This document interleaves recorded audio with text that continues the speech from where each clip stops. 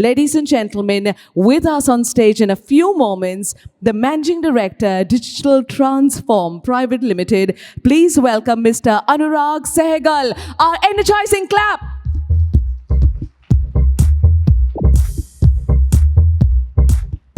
Welcome, sir. Good morning. Thank you for your presence here. All yours. So is my mic on? Can you hear me? Okay. So I'm going to speak more on the retail side. And fortunately, unfortunately, we have to drive a lot of ROI. Most of our clients on the retail side ask us for much more ROI.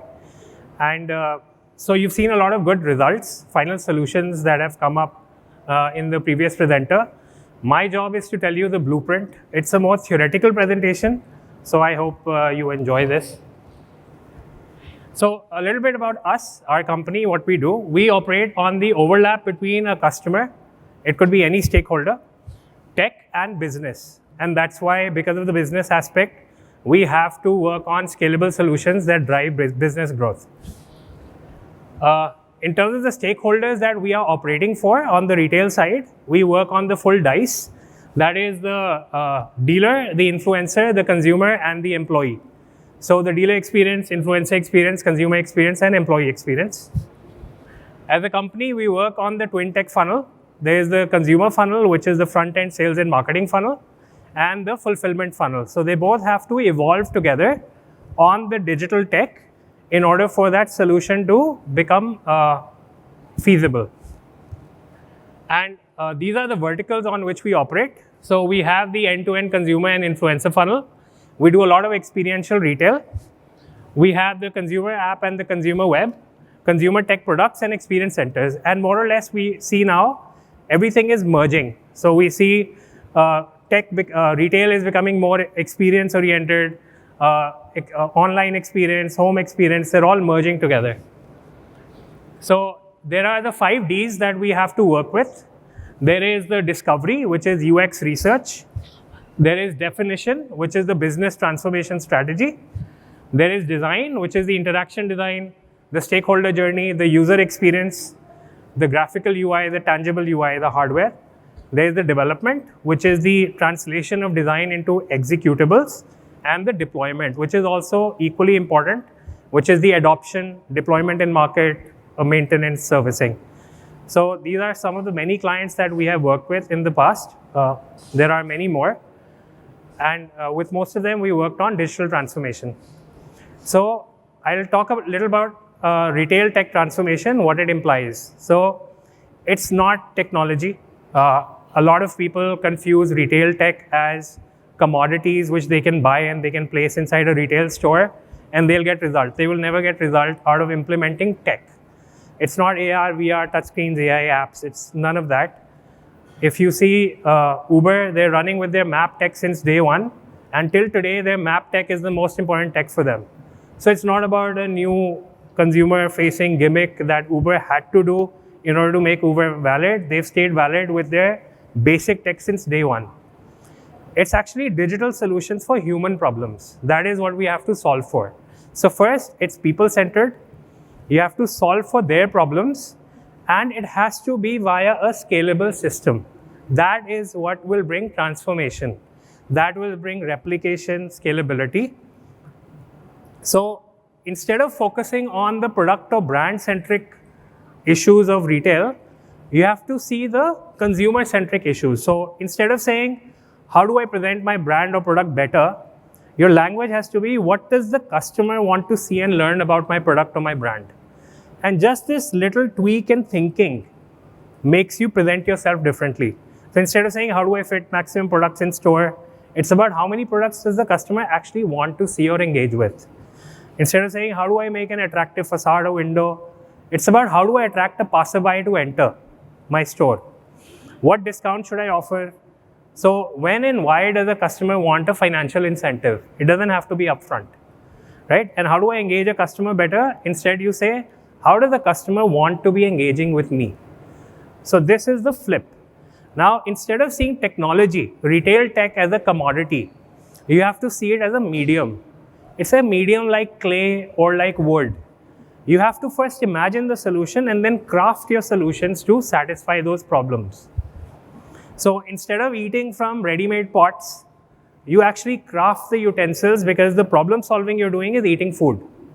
So you don't have to buy ready-made pots and then pour food in that and eat it, right? So you craft a solution. So a little bit about the context. Instead of seeing retail as product presentations, you have to see it more along customer expectations. It's about leveraging behavioral science to optimize the growth strategy for retail. And this is a very good example. This is one of our largest case study we did since 2010. So earlier, Asian Paints was product centric, and then they transformed into customer expectation centricity. So it became completely about what does the customer want to see. They don't want to know about paint. They want to know about finishes, wall decor.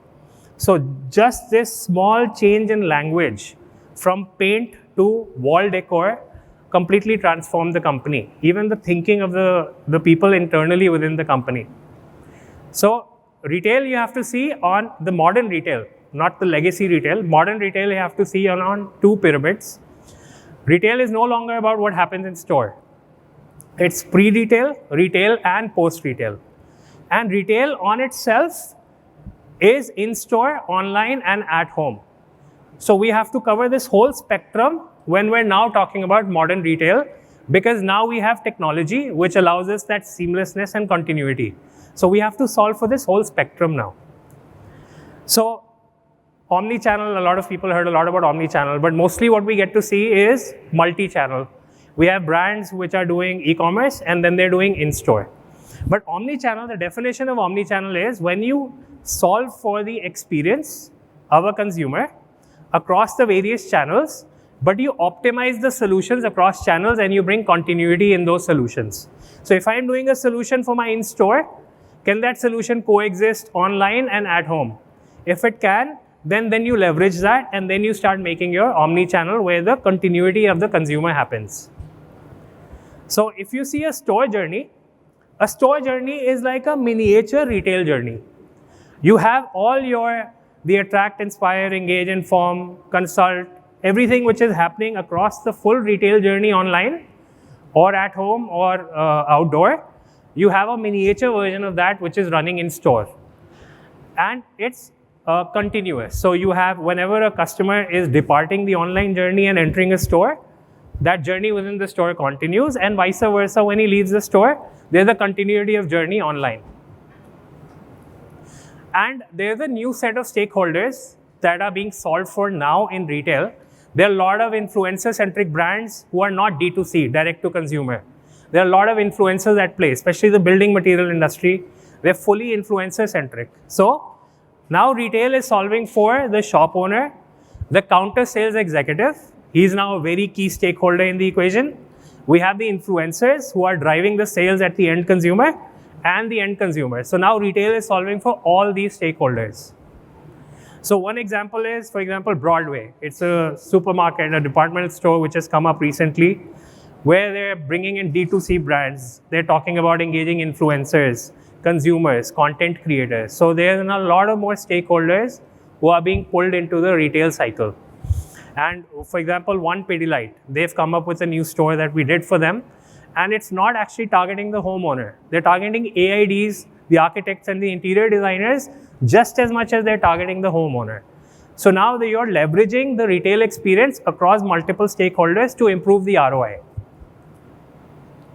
So if I have to spell out a blueprint of how to actually drive a retail tech transformation for a brand, you always start from the consumer experience discovery, the research of the customer problems. This is the non-negotiable. You cannot escape this. It's no longer about how do I put my product, and when a customer comes in store, how do I engage him there? It's about what the customer actually wants to do and what kind of a retail format should I set up to deliver that. You actually go reverse. You pivot around the customer need. CX definition, which is the problems categorized as experience segments. So what you do is you capture all those problems, and now a customer is engaging with a brand through experience segments. You're going to attract him, inspire him to uplift his choice, engage with him, consult him, inform him about your products, help him shortlist, finalize, transact, deliver. You do a follow-up, there's a revisit, then you try to retain him. So there are these experience segments and problems are categorized in that. And then you come to the design of that, which is along the multiple channels, along the experience segments, you solve for those problems using technology features. Those tech features which are solving for those problems along those multiple channels and experience segments, they get delivered via digital products and a tech stack. And that brings you your retail tech transformation footprint. So on the solutions for those features, you have experiential solutions, which are about engaging your consumer, making him spend more time. And then you have utilitarian solutions, which is data or save time experiences, bringing efficiency into the retail experience, helping the consumer find a product faster. So the experiential solutions are like signages, consultation kiosks, AR trials, mood lights. And the utilitarian solutions are like the point of sales, the IRM, the CRM, the smart labels, the IoTs, right? And in DDX, this digital product and tech stack is what will be laid out in front. And that's why in DDX, you will see CX labels. They're beginning to spell out what kind of solutions are good for which segment of the retail experience. This labeling is what helps you understand the blueprint. So to give you a little bit about the case studies that we have executed across industries following this science of digital transformation, the biggest has been Asian Paints, the signature store that we built in 2010. It had the attract. We inspired people to uplift their choice because prior to 2010, a lot of people were not color confident. They were white. They always wanted to paint their house white. So to give them the color confidence, you had to inspire them. And the role of a good brand is to actually inspire its consumer and uplift them in that segment. Then we would engage people. Now in engagement, we use something called an NUI, a natural user interface. We do not want people to go into a store and interact with complicated tech. So we tap into the natural gestures of a human being and put sensors and actuators in them to tap into their natural user interface. So something like the flip book. A person would flip a book and learn about that shade applied on a wall. So the action of flipping a book itself is a natural user interface. Then we had information, consultation, the shortlisting, finalizing, and delivering. Then Asian Paints, it was successful. We saw a 30% uptick in sales within the Delhi region when we did the signature store.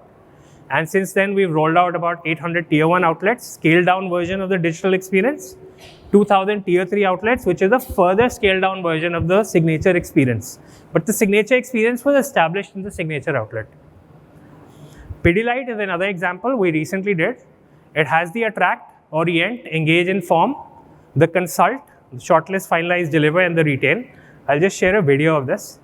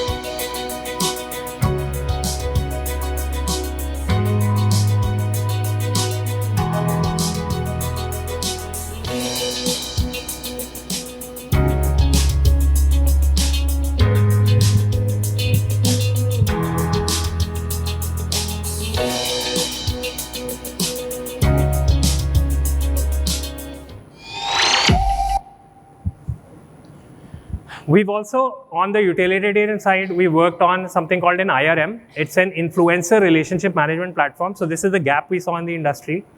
There are customer relationship management platforms, lead management systems, and the influencer-centric industry was trying to repurpose all those customer systems for themselves. So after noticing this gap, we built an influencer relationship management platform through which Indigo is now engaging shop managers and shop boys to help influence the sale last mile offline. And so far, they've onboarded about 1,000 shop managers onto this platform through which they're engaging the shop boys. Then we've also worked with JBLs and Sony for audio experience last mile to help people shortlist and finalize. So the reason why I'm giving these examples is to show that it's not limited to specific industries. It's across industries. Every industry follows similar problems that customers face, and you can solve for all of them using the science of transformation. Then Van Heusen we worked with, I would say this was not a successful project. The ROI did not come, so it didn't proceed to rollouts. But we did set up the whole attract, personalize, engage, inform, shortlist, consult, and deliver. I'll share a video of this as well.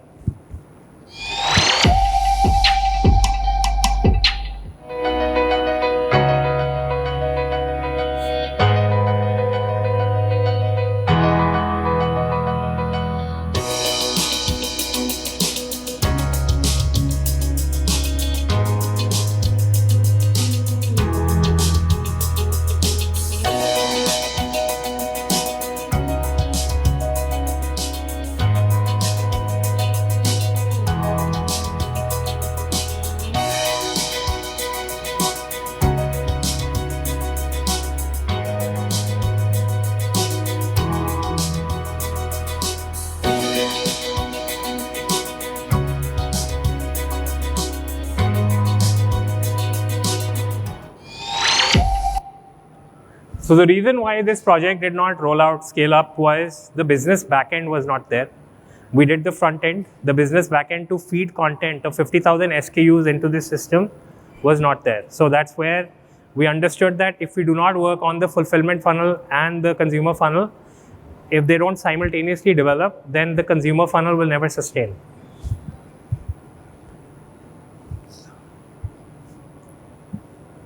Nitco Tiles is another project that we did. Over here, the tile industry is going through a scenario where they offer about 5,000 SKUs online. And when you go into their largest store, which is 5,000 square feet, they have about 350 SKUs there. So the promise of 5,000 SKUs translates to 350 SKUs in their largest store, and tiles is bought after touch and feel. And after that, the dealer tells you that he only has 190 SKUs in his godown to fulfill. He'll not even fulfill the 350 SKUs. So the difference between the promise and the fulfillment is so massive. So we had worked on this problem. We built the whole journey on engaging. So the idea over here was to bring 550 tiles in 750 square feet of space so we can get the stores closer to residential areas and women could come. Because in hardware markets, women don't feel comfortable going. So, and women is a very important decision maker in the aesthetics of the house. So a lot of insights were captured, journeys were made, and then we came up with this solution.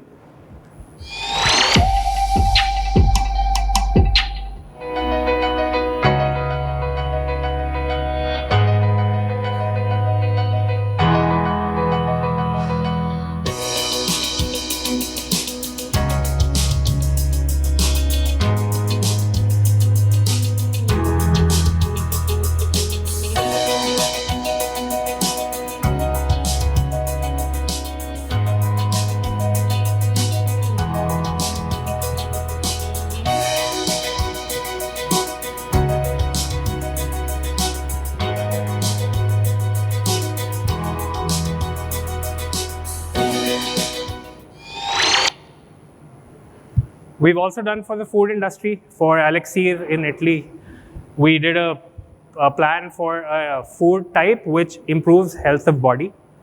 So we worked on the attract, inspire to make people understand what kind of lifestyle they can live if they eat that food. Help them engage, personalize. They filled a questionnaire where their body type was scanned. They were given a body type, and then a chef would consult them on what kind of food they can have to improve their health on that body type. Then they were given a final recipe, and they could leave after buying that food from the restaurant. We've also, on the utilitarian side, worked on passive security pods, adding IoT to passive security pods. So this brand could track which consumers are interested in which device last mile in store, and which region, which device is more popular. So then they can run localized promotions within those spaces. And we also did kind of a heat map and footfall for Vivo, where we understood again which stores, which device is more popular. Plus, we also understood the layouting of the store. So they had sofas where customers could come and set up their device, but no one was ever using those sofas. So 30% of their retail footprint was getting wasted in sofas where nobody would come because customers would prefer on the cash counter to set up the device with the staff. So these kind of interventions help us deliver these kind of solutions to our clients. Time's up. Thank you so much, sir. Well, ladies and gentlemen, we've got time for just one question. So quickly raise your hand. We'll have the mic brought on over to you. Else, you can take the questions offline. Mr. Anurag Sehgal, sir, we hope you're going to be here with us through the day. Thank you very much. Ladies and gentlemen, please put your hands together.